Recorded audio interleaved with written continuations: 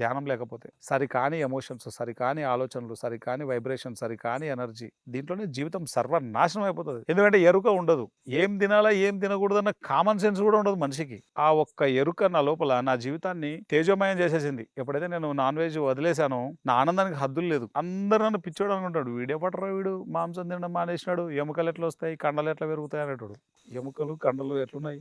బావుంది. దానికి దీనికి సంబంధం లేదు. మూర్ఖత్వానికి పరాకాష్ట ధ్యానం లేకపోతే. కాబట్టి ఈ విషయంలో ఈ భూమి మీద ఎవరికైనా మనం కృతజ్ఞత చెప్పుకోవాలంటే అది పత్రి సార్‌కి కృతజ్ఞత చెప్పుకోవాలి. ఎందుకంటే నువ్వు ధ్యానివి అయినా కాకపోయినా నాకొచ్చే నష్టం లేదు. కానీ శాకాహారివిగా అని చెప్తాడు సార్. ఒక్క మాటతో సార్ దానికి ఎంత ఇంపార్టెన్స్ ఇస్తున్నారో మనకు అర్థంగా అవుతుందిగా. కాబట్టి మనలాంటి మూవ్‌మెంట్ ఈ భూమండలం మీద ఎక్కడ ఉండదు, ఉండబోదు.